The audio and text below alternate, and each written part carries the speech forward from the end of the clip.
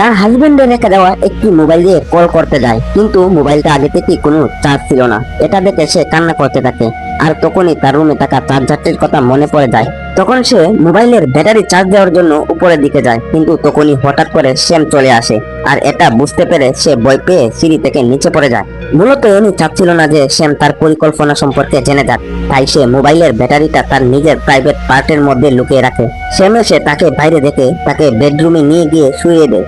আর শ্যাম বাইরে যেতেই সে মোবাইলের ব্যাটারিটা চার্জ দিতে শুরু করে।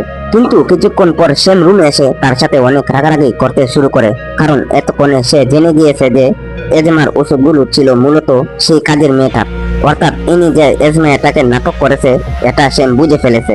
এবার ইনিকে সাজা দেওয়ার জন্য সে তার সামনে একটা সত্য তুলে ধরে। সে বলে, আমার স্ত্রীর সাথে যার অবৈধ সম্পর্ক চলছে সে আসলে কেউ নয়, বরং তোমার প্রাণপ্রিয় স্বামী জ্যাক। শ্যাম বলে, গত 2 বছর পর্যন্ত আমি তোমার হাজবেন্ড আর আমার স্ত্রীর মধ্যকার সম্পর্ক সহ্য করে এসেছি, কারণ আমি সবসময় ভাবতাম সে হয়তো ভালো হয়ে যাবে। কিন্তু কিছুদিন আগে আমার স্ত্রী হার্ট অ্যাটাকে মারা যায়।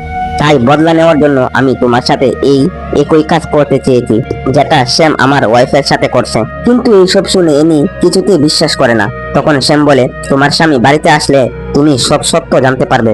এরপর সে চেকিং করার জন্য বাইরে চলে যায়। আর ঠিক সেই সময় একটা চোর বাসায় ভিতরে ঢুকে পড়ে। এনি তখন নিজেকে বাঁচানোর জন্য অনেক চেষ্টা করে, কিন্তু চোরটি অনায়াসেই তাকে খাটের থেকে বেঁধে ফেলে। এনি তখন শ্যামের ব্যাপারে এই চোরকে সবকিছু খুলে বলার চেষ্টা করে, কিন্তু চোরটি সেটা ইগনোর করে আর ভাবে ইনি তাকে ভয় দেখানোর জন্য এসব বলছে। চোরটা তখন ঘরের ভিতরে গিয়ে এটা ওটা চুরি করে এনির কাছে ফিরে আসে আর তাকে ইউজ করার চেষ্টা করে।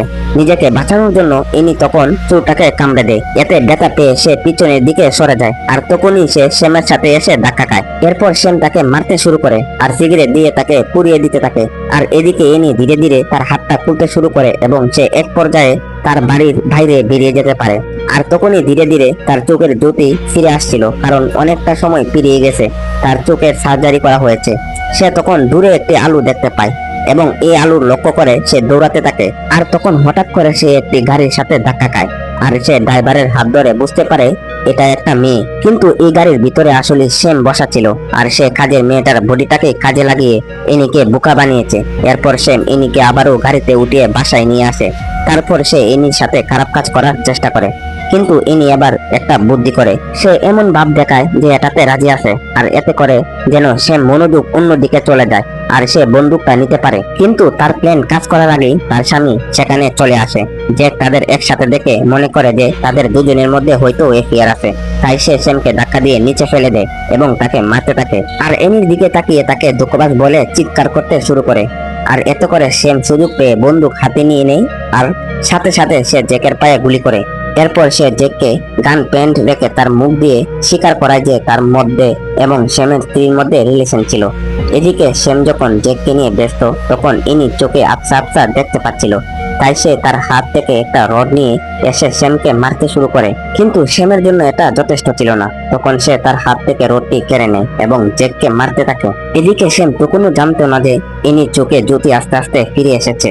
আর এই সুযোগটা কাজে লাগিয়ে ইনি ফায়ার নিয়ে এসে তার মুখে ফায়ার করে দেয়। আর এতে করে শ্যাম চোখে কিছুই দেখতে পারছিল না এবং ব্যথায় সে কুকড়াতে থাকে এবং সে তাকে বিভিন্ন জিনিস দিয়ে মারতে মারতে মেরেই ফেলে। এভাবে এই গল্পটা এখানেই শেষ হয়ে যায়।